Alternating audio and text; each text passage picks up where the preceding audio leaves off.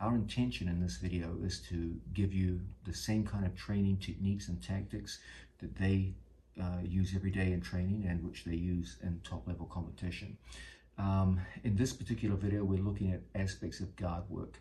Now, in the previous volume 1 guard, we focused on what I believe are the 2 skills you need to develop for the to as it were embody the squad philosophy of guard play. The first is the idea of guard retention. You can't play a positive attacking game in Jiu-Jitsu if you don't believe in your ability to retain your guard. Okay, if you believe that every time you try to attack, the guy's going to pass, you're not going to attack. You won't have the confidence. So the first skill we looked at in the previous volume was a strong method of retaining guard and counter-attacking out of guard retention. We also looked at the idea of strong, direct attacks to the legs. I'm sure many of you are aware that the centerpiece of our no-gi guard philosophy is to have strong attacks on the legs. The reasoning is very simple. The legs are the one part of the body your opponent can't hide with posture. They can use all kinds of postural tactics to make it very difficult to enter into upper body submissions, certain kinds of sweeps, but leg attacks you can't hide with posture. As a result, they're the most readily available target in the human body, and so they're the one we emphasize very, very strongly.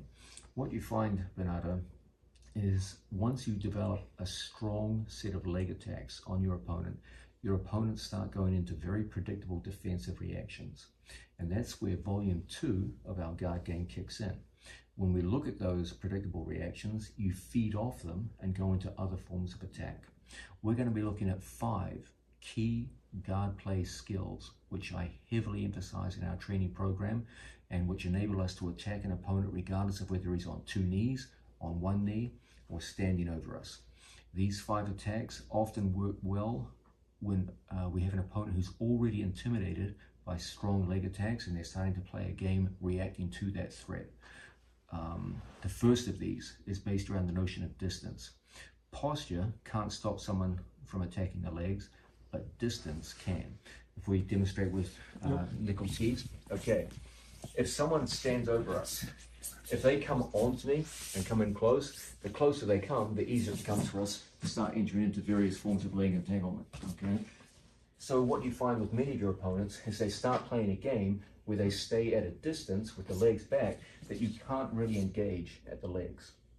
Whenever you feel distance and energy is going back and away, that's the time for us to go into the idea of wrestling-based reversals, which involve coming up from seated situations and performing takedowns that look like they're derived from wrestling, but done from a seated guard situation, okay?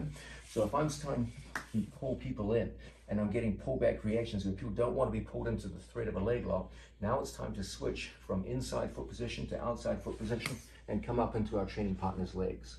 Once you make a good bite on our training partner's legs, now you're in the perfect position to come up on training partners and start making good contact with people down to the mat.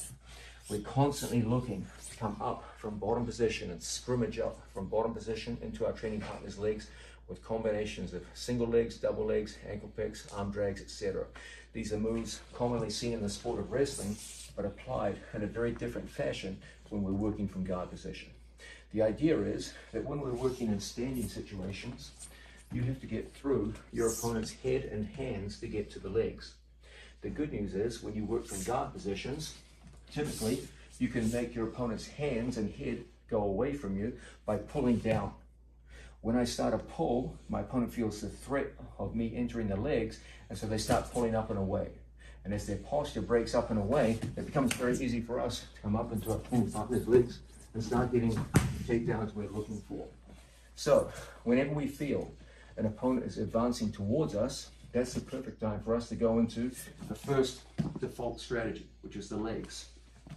When we feel our opponent is doing a good job of pulling away from us and we can't get the distance we need, the proximity we need to enter into the legs, that's the perfect time for us to come up into our training partner's legs and start to get people down with wrestling-based reversals. This can be done in numerous different ways.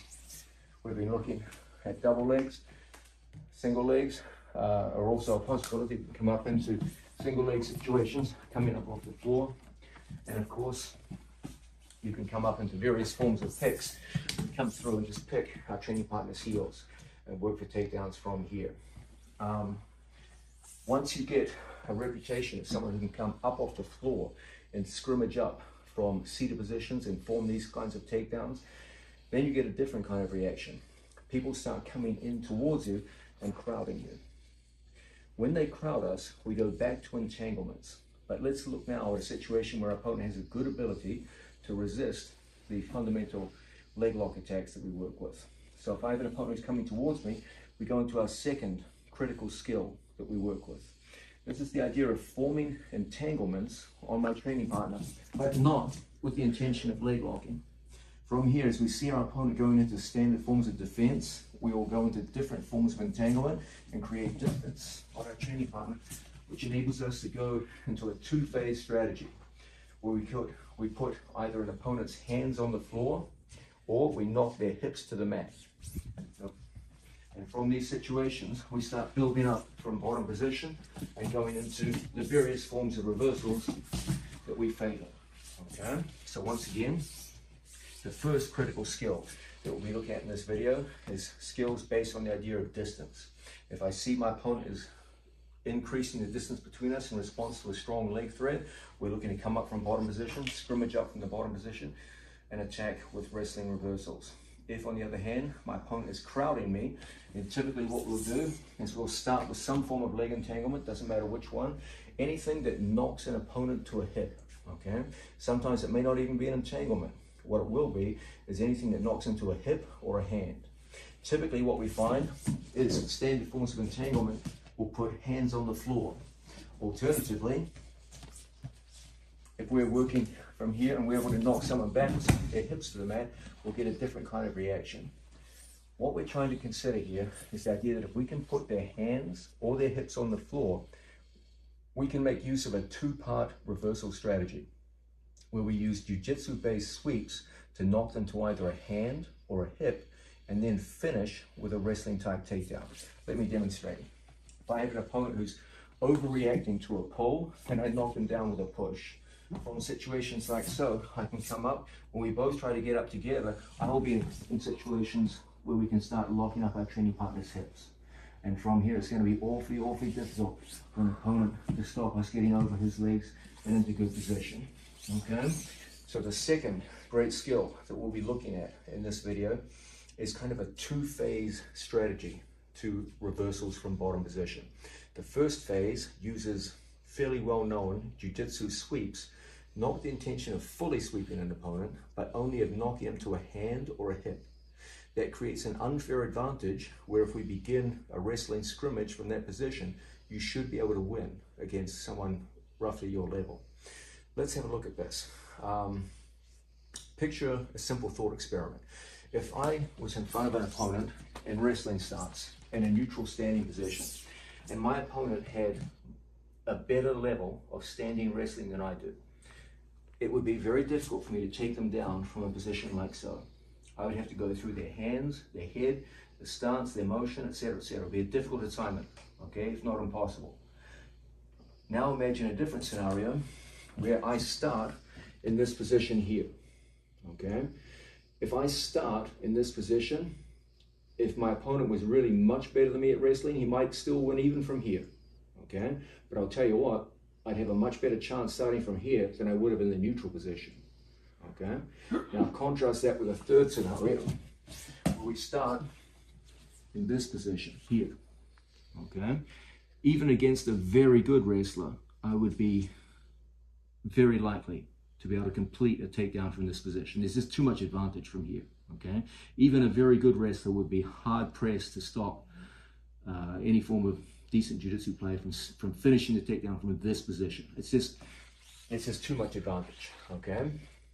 So even though you may not be capable of taking a good wrestler down from a neutral standing position, and you might even struggle if you were in on a takedown, if you started with him with his hands on the floor or his hips on the floor, you'd have a pretty damn good chance of finishing even against someone who you would normally never be able to take down.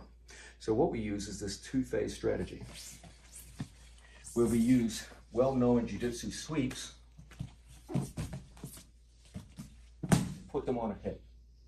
And then when we scrimmage from positions like so, it's such a disadvantage for him to start with one leg under my control. When he goes to get up in situations like this, his legs shelved up, and it's going to be very, very hard for him to stop. Your ability to get to his back or get to a takedown under these circumstances. Okay, so that's the second great skill we work. This idea of a two-phase strategy where we use classic jiu-jitsu sweeps that knock them to a hip or a hand, and then finish with a wrestling takedown. It's kind of like a merging of the skills of wrestling and jiu-jitsu together. It's kind of an interesting subject. Welcome to Mastering the Move, the knee cut guard pass. When it comes to selecting methods of guard passing, there are some clear criteria that might influence our decision. The goal of this video is to show how knee cut guard passing can in most cases be reduced to a pretty simple three-part structure. First, gain an advantageous start position. Second, control opposite shoulder and hip, usually via underhook control on the far side of the body and good knee position on the near side. Third, control the outcome, usually via head position and the fact that the opponent has very little purchase on the knee cutting leg.